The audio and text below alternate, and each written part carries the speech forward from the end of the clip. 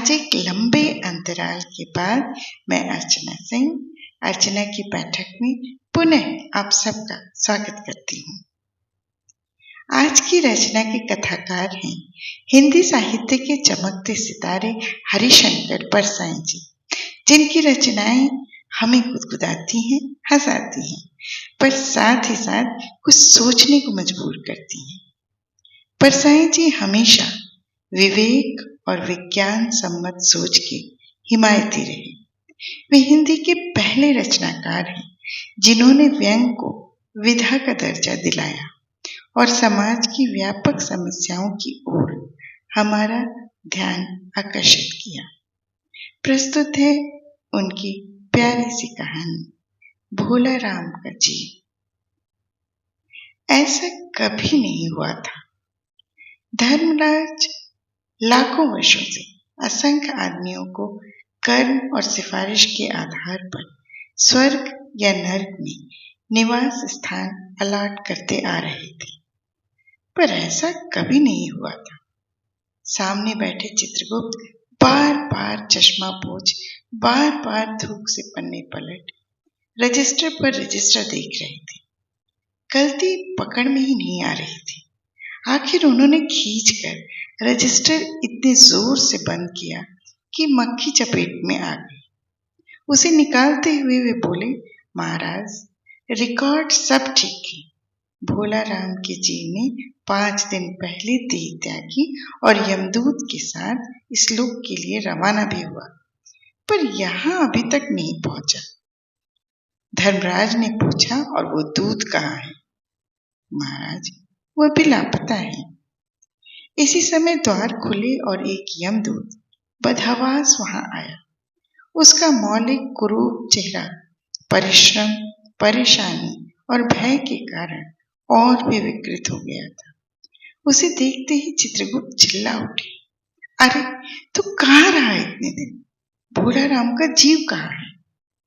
यमदूत हाथ जोड़कर बोला, दया निधान, मैं कैसे बतलाऊं कि क्या हो गया।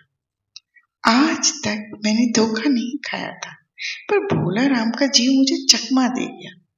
5 दिन पहले जब जीव ने भोला राम का देह त्यागा, तब मैंने उसे पकड़ा और इस लोक की यात्रा आरंभ की।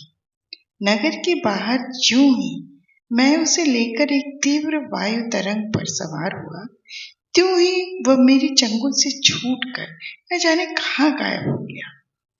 इन 5 दिनों में मैंने सारा ब्रह्मांड छान डाला, पर उसका कहीं पता नहीं चला।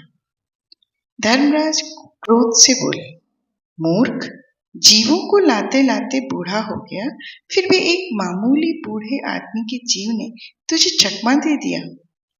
दूत ने सिर झुकाकर कहा, महाराज, मेरी सावधानी में बिल्कुल कसर नहीं थी। मेरे इन अभ्यस्त हाथों से अच्छे वकील भी नहीं छूट सके, पर इस बार तो कोई इंद्रजाल ही हो गया। चित्रगुप्त ने कहा, महाराज, आजकल पृथ्वी पर इस प्रकार का व्यापार बहुत चला है। लोग दोस्तों को कुछ चीज भेजते हैं और उसे रास्ते में ही रेलवे वाले उड़ा लेते हैं। होजरी के पार्सलों के मोजे रेलवे अफसर पहनते हैं। मालगाड़ी के डब्बे रास्ते में कट जाते हैं। एक बात और हो रही है, राजनैतिक दलों के नेता विरोधी नेता को उड़ाकर बंद कर देते हैं।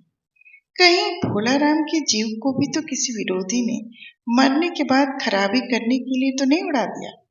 महाराज ने व्यंग से चित्रगुप्त की ओर देखते हुए कहा, तुम्हारी भी रिटायर होने की उम्र आ गई।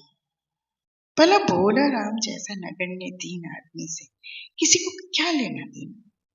इसी समय कहीं से घूमते घामते नारद मुनि यहाँ आ गए।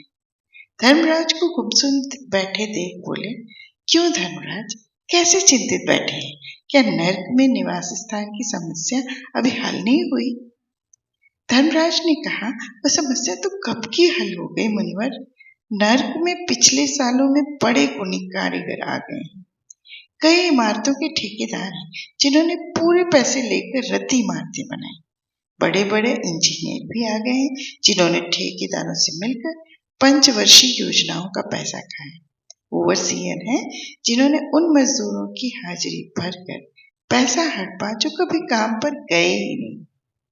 इन्होंने बहुत जल्दी नर्क में कई इमारतें तान दी हैं। वह समस्या तो हल हो गई, पर एक बड़ी विकट उलझन आ गई है। भोलाराम नाम के एक आदमी की 5 दिन पहले मृत्यु हुई। उसके जीव को यह दूत यहाँ ला रहा था कि जीव उसे रास्ते में चकमा देकर भाग गया। इसने सारा ब्रह्मांड छान डाला, पर वो कहीं नहीं मिला। अगर ऐसा होने लगा तो पाप पुण्य का भेद ही मिट जाएगा।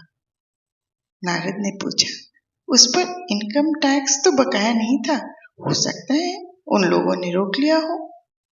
चित्रगुप्त ने कहा, इनकम होती तो टैक्स होता, भूख मरा था वो। नारद बोले, मामला बड़ा दिलचस्प है। अच्छा, मुझे उसका नाम पता तो बताओ, मैं पृथ्वी पर जाता हूँ। चित्रगुप्त ने रजिस्टर देखकर बताया, भोलाराम नाम था उसका।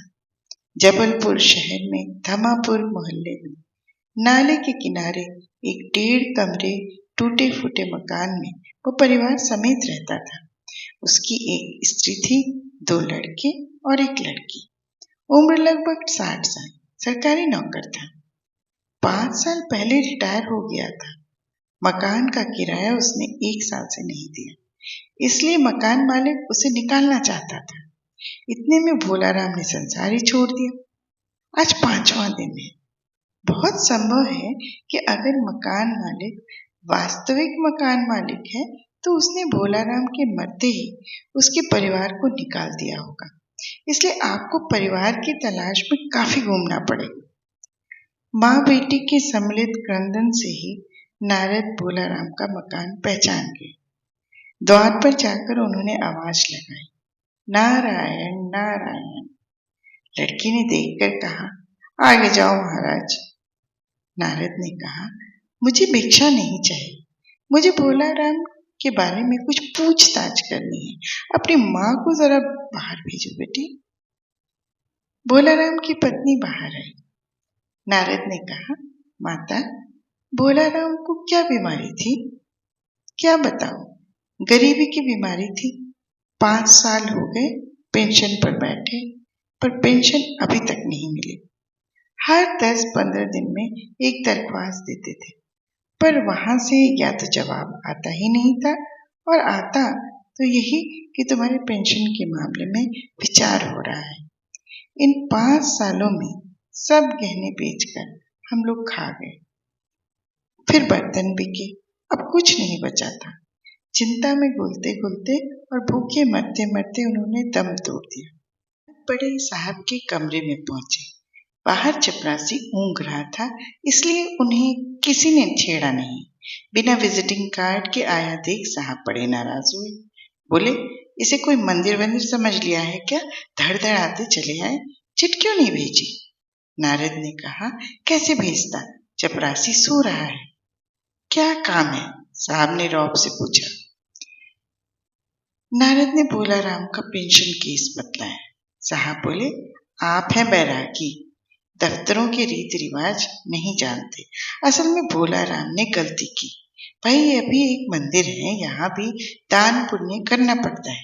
आप भोलाराम के आत्मीय मालूम होते हैं। भोलाराम की दरख्वास्तें उड़ रही हैं, उन पर वजन रखिए। नारद ने सोचा, फिर यहाँ वजन की समस्या खड़ी हो गई। साहब बोले, भाई सरकारी पैसे का मामला है, पेंशन का केस 20 दफ्तर में जाता है, देर लगी जाती है। 20 बार एक ही बात को 20 जगह लिखना पड़ता है, तब पक्की होती है। जितनी पेंशन मिलती है उतने की स्टेशनरी लग जाती है। हाँ, जल्दी भी हो सकती है, पर मगर साहब रुके। नारद ने कहा, मगर क्या? साहब ने कुटिल मुस्कान के साथ कहा, मगर वजन चाहिए। आप समझे नहीं। जैसे आपकी यह सुंदर वीणा है, इसका भी वजन भोलाराम की दरख्वास्त पर रखा जा सकता है। मेरी लड़की गाना बजाना सीखती है, ये मैं उसे दे दूंगा। साधु संतों की वीणा से तो और अच्छे स्वर निकलते हैं।